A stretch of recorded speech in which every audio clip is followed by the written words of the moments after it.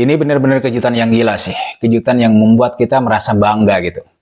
Jujur saja, saya sempat agak tidak percaya bahwa pemain yang satu ini bakalan bisa main saat timnas Indonesia nanti melawan Arab Saudi. Teman-teman mungkin juga sudah bisa menebak siapa yang sedang saya bicarakan. Tapi sebelum saya lanjut, silahkan bagi kalian yang berkenan, monggo di subscribe channel ini dan jangan lupa klik tombol like-nya.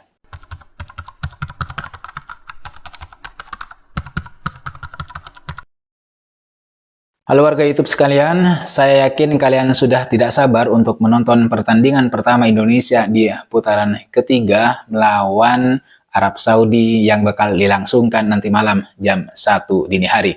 Apalagi ada dua kabar tak terduga yang menurut saya kedua kabar tersebut benar-benar telah membuat kita sangat terkejut. Kabar yang menurut saya semakin menaikkan tingkat optimisme kita akan timnas Indonesia yang mungkin saja bisa menahan imbang atau bahkan bisa mengalahkan Arab Saudi. Ini duel antara tanah suci versus tanah air. Saya kira kita belum pernah melihat dan mengalami akan sedek-dekan seperti ini menunggu pertandingan antara timnas Indonesia versus lawannya. Artinya ya ini pengalaman pertama di mana saya pribadi misalnya itu cukup deg-degan menunggu bagaimana nanti penampilan timnas Indonesia. Apalagi timnas Indonesia diisi oleh pemain-pemain yang menurut saya wah keren sekali. Ada yang bermain di Serie A Italia, ada yang bermain di MLS Liga Amerika Serikat, ada yang di Belgia, ada yang di Belanda. Ini menurut saya kombinasi yang keren, dan karena kombinasinya keren, pemain-pemainnya sangat luar biasa, kemudian kita malah semakin deg-degan menunggu pertandingan nanti malam. Apalagi kabar yang akan saya sajikan ke kalian. Jadi teman-teman, kabar pertama yang ingin saya sampaikan, yang ingin saya share ke kalian, saya yakin kalian juga sudah tahu gitu ya informasi ini, yaitu adalah Martin Paes yang secara mengejutkan dikabarkan dan dipastikan bisa bermain saat nanti timnas Indonesia bermain melawan Arab Saudi di King Abdullah Sport City Stadium. Kabar tersebut disampaikan oleh PSSI di laman resminya pada tanggal 4 kemarin. Ini kesempatan yang mahal sekaligus sangat berharga bagi Martin Paes untuk melakukan debutnya bersama timnas Garuda, timnas Indonesia. Tidak tanggung-tanggung memang Martin Paes ini bakalan langsung turun saat Indonesia menjalani pertandingan penting sekaligus menegangkan melawan salah satu raksasa Asia. Kepastian bisa dimainkannya Martin Paes ini disampaikan oleh manajer timnas Indonesia yaitu Pak Sumarji yang menjelaskan bahwa Martin Paes telah disahkan bisa membela timnas Indonesia dalam Match Coordination Meeting atau MCM di Jeddah, Arab Saudi pada hari Rabu tanggal 4 September kemarin. Sekali lagi, kabar kepastian bahwa Martin Paes ini bisa dimainkan sangat mengejutkan kita semua. Saya yakin kalian juga merasakan kejutan ini karena sebelumnya kita sudah pasrah dan menerima kenyataan kalau Martin Paes ini tidak bisa dimainkan saat Indonesia menjalani match pertama putaran ketiga melawan Arab Saudi. Kita sudah yakin dan percaya bahwa penjaga gawang yang bakalan diturunkan oleh Shin Tae-yong nanti itu adalah Hernando Ari. Tapi di saat kita tidak pernah menyangka akan seperti itu, tiba-tiba Exco PSSI Arya Sinulinga menyepil sedikit soal kabar ini dengan menulis sebuah kejutan sambil memuji ketua PSSI. Sebenarnya ini masih cukup misteri karena mungkin saja kejutan yang dimaksud oleh Arya adalah hal lain. Tetapi mari kita tetap berpikir positif bahwa mungkin kejutan yang dimaksud itu adalah bisa bermainnya Martin Paes. Jika benar, maka sebetulnya kejutan ini sangat berhasil mengagetkan kita semua dan sekaligus membuat kita tiba-tiba bahagia menjelang pertandingan Indonesia versus Arab Saudi nanti malam. Loh kok bisa? Ya jelas kita terkejut karena Katanya kan Martin Paes ini telah didaftarkan ke Konfederasi Sepak Bola Asia atau AFC sehingga pemain Dallas ini tidak bisa diturunkan. Dan baru bisa diturunkan ketika Indonesia menjalani match kedua yaitu melawan Australia di Gelora Bung Karno. Kalau mengacu pada pujian yang disampaikan oleh Arya Sinulinga dan Pak Sumarji, maka sebenarnya bisa bermainnya Martin Paes ini tidak lepas gitu dari sepak terjang dan kerja keras Pak Erick Thohir untuk memperjuangkan agar Martin Paes bisa bermain secepatnya untuk timnas Indonesia. Dengan sudah bisa dimainkannya Martin Paes mulai match pertama yaitu melawan Arab Saudi, maka menurut saya akan lebih baik jika penjaga gawang diserahkan kepada Martin Paes. Saya tidak mengatakan bahwa Hernando Ari atau kiper-kiper lain yang sudah dipanggil ke timnas Indonesia itu jelek atau buruk. Semuanya pemain bagus. Tapi untuk round ketiga, saya setuju dengan pendapat atau perkataan Bung Hadi Ahaye Gunawan bahwa timnas Indonesia membutuhkan kiper seberkualitas Martin Paes di putaran ketiga kualifikasi. Karena tim-tim yang bakal dihadapi oleh Indonesia adalah tim-tim berkekuatan penuh, tim-tim terbaik di Asia saat ini. Kalau tidak terbaik kan tidak mungkin mereka bisa lolos ke putaran yang ketiga. Apalagi di grup C, Indonesia adalah tim paling rendah secara peringkat FIFA.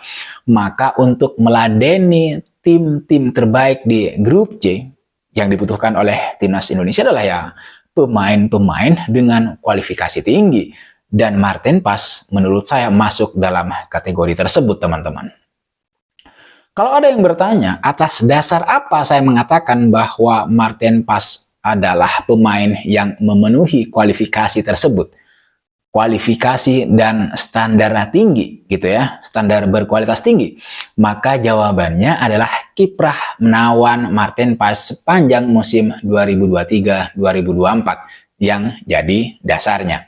Pada musim 2023-2024 lalu, Martin Paes tercatat telah membukukan 27 pertandingan untuk FC Dallas di Liga Amerika Serikat atau MLS. Dalam 27 pertandingan tersebut, Martin Paes telah berhasil mencatatkan persentase penyelamatan per pertandingan sebesar 71% dengan rata-rata kebobolan hanya 1,7 gol per pertandingan.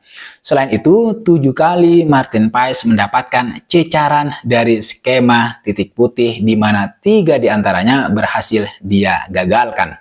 Kalau saya hitung, secara keseluruhan di musim 2023-2024, Martin Paes berhasil melakukan penyelamatan atau save krusial sebanyak 110 kali. Dengan rincian 62 dilakukan dari dalam kotak penalti dan 47 dari luar kotak penalti. Jika hal tersebut konsisten Martin Paes bawa di laga kontra Arab Saudi dan Australia, maka saya yakin para pemain Arab Saudi dan Australia bakalan frustasi karena tidak bisa menembus kuatnya pertahanan Martin Paes di bawah mistar gawang. Selain daripada itu, postur tinggi besar Martin Paes yang mencapai 1,92 meter juga bakal mencegah skema set piece atau crossing para pemain Arab Saudi. Dengan begitu, maka Arab Saudi bakal lebih banyak melakukan tembakan dari luar maupun dalam kotak penalti untuk bisa ya menaklukkan Martin Paes ketimbang melakukan duel-duel bola udara. Itu kabar yang pertama. Kemudian kabar kedua sekaligus kejutan yang kedua adalah pelatih timnas Indonesia yaitu Shin Tae-yong yang memastikan bahwa Jai Itzes bakalan menjadi kapten saat Indonesia menghadapi Arab Saudi nanti. Kepastian tersebut teman-teman itu disampaikan oleh Shin Tae-yong sendiri dalam konferensi pers jelang laga Arab Saudi versus Indonesia nanti malam.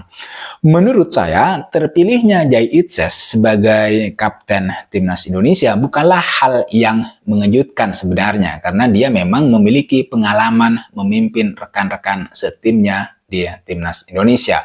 Apalagi beberapa hari sebelum bergabung dengan skuad Merah Putih, skuad Garuda, di match pertama di match pertama untuk melawan Arab Saudi, bek berusia 24 tahun tersebut sempat ditunjuk sebagai kapten Venezia saat menghadapi Torino di Serie A.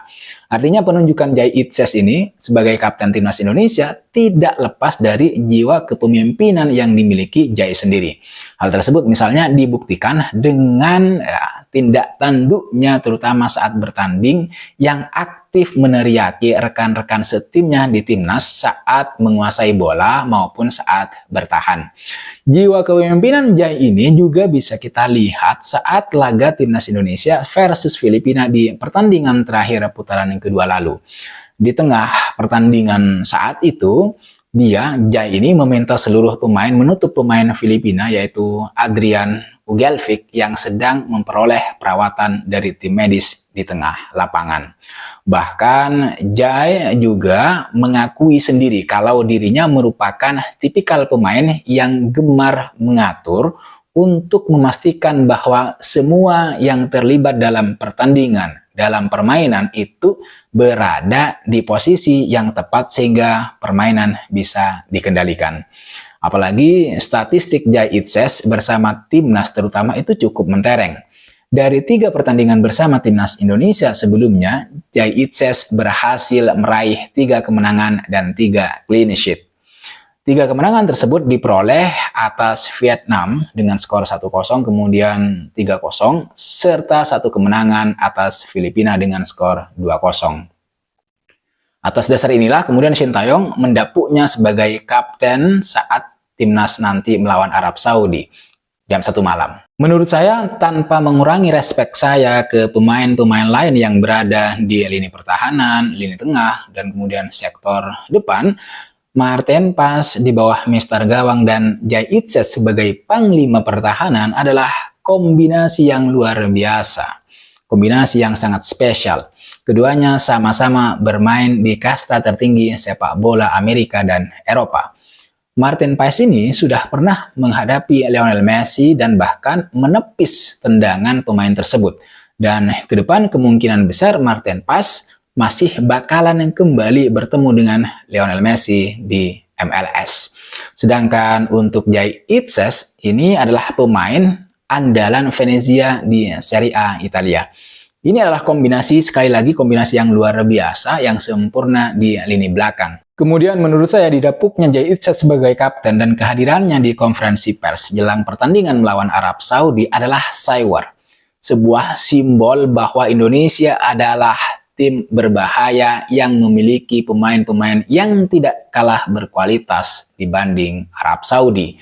Kehadiran Jai Itzes di konferensi pers adalah bentuk penyampaian pesan Shin Tae-yong ke Mancini dan skuad Arab Saudi bahwa peringkat 133 Indonesia hanyalah sebuah angka dan artinya Arab Saudi tidak boleh meremehkan dan lengah sedikit pun, karena kalau itu terjadi bisa saja Indonesia menghukum The Green Falcon dengan kekalahan. Ini adalah strategi Shin Tae-yong untuk mengirim sinyal bahaya sekaligus ancaman kepada Arab Saudi. Jelas, pertandingan nanti malam bakal menjadi pertandingan yang sangat menarik, yang sangat tinggi, yang sangat menegangkan. Sangat rugi kalau kalian tidak menonton bareng-bareng pertandingan ini. Pertandingan yang bakal dicatat dalam sejarah perjuangan timnas Indonesia. Saya kira itu teman-teman yang bisa saya bahas di video kali ini, yaitu kejutan, 2 kejutan yang menurut saya semakin membuat kita deg-degan untuk menonton pertandingan antara timnas Indonesia, timnas yang kita banggakan, versus Arab Saudi. Sekali lagi ini adalah pertandingan antara tanah suci versus tanah air. Bravo timnas Indonesia, sampai jumpa nanti malam. Terima kasih buat teman-teman yang sudah menonton video ini sampai selesai, dan terima kasih juga buat kalian yang sudah subscribe dan memberikan kritik, saran, serta masukannya. Sekali lagi di akhir video ini, jangan lupa like, komen, dan subscribe. Jangan lupa tonton pertandingan Indonesia nanti malam versus Arab Saudi jam 1 malam. Kita bergadang semalaman. Terima kasih, I'll see you on the next video.